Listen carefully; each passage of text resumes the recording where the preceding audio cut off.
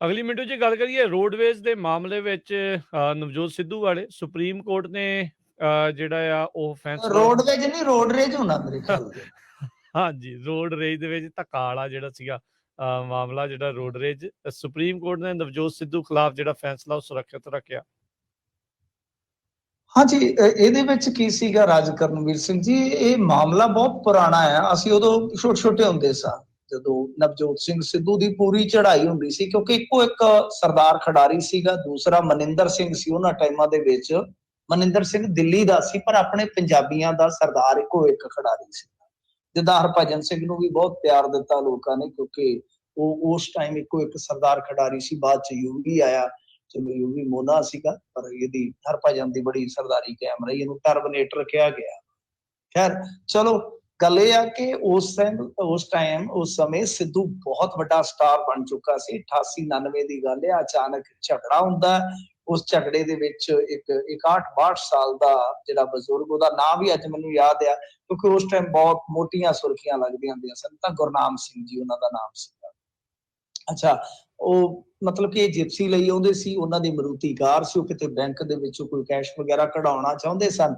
ਉੱਥੇ ਹੀ ਇਹਨਾਂ ਦੀ ਤਕਰਾਰ ਹੋਈ ਰਸਤੇ ਨੂੰ ਲੈ ਕੇ, ਤੇ ਇਹਦਾ ਇੱਕ ਅਜ਼ੀਜ਼ ਦੋਸਤ ਵੀ ਨਾਲ ਸੀਗਾ ਬੰਨੀ, ਤੇ ਇਹ ਹੋਇਆ ਕਿ ਉਸ ਤੋਂ ਬਾਅਦ ਇਹਨਾਂ ਨੇ ਕੋਈ ਮਾੜਾ ਮੋਟਾ ਉਹਦੇ ਥੱਪੜ ਕੱਢ ਮਾਰਿਆ ਤੇ ਮੌਤ ਹੋ ਗਈ।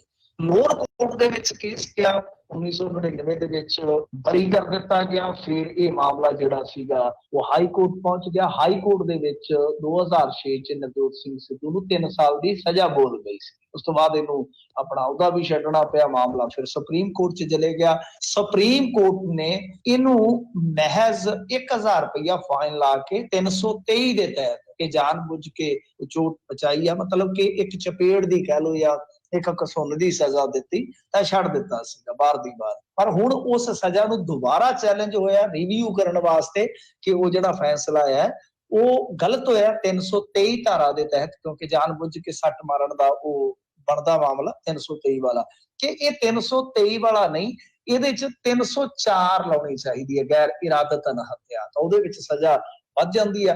ਹੁਣ ਇਹ ਨਵਜੋਤ ਸਿੰਘ ਸਿੱਧੂ ਨੇ ਜਾ ਕੇ ਪਿਛਲੀ ਤਰੀਕ ਤੇ ਕਾਫੀ ਵੱਡਾ ਆਪਣਾ ਇੱਕ ਤਰ੍ਹਾਂ ਨਾਲ ਬਚਾਅ ਕਰਨ ਵਾਲਾ ਦਿੱਤਾ ਸੀਗਾ ਹਲਫਨਾਮਾ। ਉਹਦੇ ਚ ਕਿਹਾ ਸੀਗਾ ਕਿ ਦੇਖੋ ਜੀ, ਗੱਲ ਇਹ ਆ ਕਿ ਮੈਂ ਪਿਛਲੇ 3 ਦਹਾਕਿਆਂ ਤੋਂ ਰਾਜਨੀਤਿਕ ਤੇ ਖੇਡ ਕੈਰੀਅਰ ਬੇਦਾਗ ਰੱਖ ਰਿਹਾ।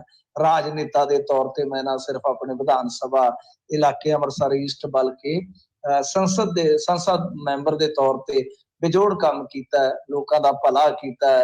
ਕੋਈ ਮੇਰੇ ਤੋਂ ਉਸ ਟਾਈਮ ਹਥਿਆਰ ਬਰਾਮਦ ਨਹੀਂ ਹੋਇਆ, ਨਾ ਹੀ ਕੋਈ ਮੇਰੀ ਮਾਰਨ ਦੀ ਮਨਸ਼ਾ ਸੀ। ਸੋ ਇਸ ਕਰਕੇ ਜੋ ਮੈਨੂੰ ਸਜ਼ਾ ਦਿੱਤੀ ਜਾ ਚੁੱਕੀ ਹੈ ਉਹੀ ਰੱਖ ਦਿੱਤੀ ਜਾਵੇ। ਤਾਂ ਹੁਣ ਇਹਨਾਂ ਦੀ ਜਿਹੜੀ ਪਟੀਸ਼ਨ ਆ ਉਹਦੇ ਤੇ ਫੈਸਲਾ ਰਾਖਵਾਂ ਹੋ ਗਿਆ। ਫੈਸਲਾ ਰਾਖਵੇਂ ਤੋਂ ਭਾਵ ਕਿ ਕਿਸੇ ਦਿਨ ਵੀ ਇਹ ਫੈਸਲਾ ਜਿਹੜਾ ਸੁਣਾਇਆ ਜਾ ਸਕਦਾ। ਜੇ ਸੁਣਵਾਈ ਸ਼ੁਰੂ ਹੋ ਜਾਂਦੀ ਹੈ ਜਾਂ 304 ਦੇ ਤਹਿਤ ਮਾਮਲਾ ਜਿਹੜਾ ਫੇਰ ਸੁਣਿਆ ਜਾਂਦਾ, ਤਾਂ ਨਵਜੋਤ ਸਿੰਘ ਸਿੱਧੂ ਵਾਸਤੇ ਡੈਫੀਨਿਟਲੀ ਬਹੁਤ ਵੱਡੀਆਂ ਮੁਸ਼ਕਲਾਂ ਜਿਹੜੀਆਂ ਉਹ ਖੜੀਆਂ ਹੋ ਜਾਣੀਆਂ ਨੇ।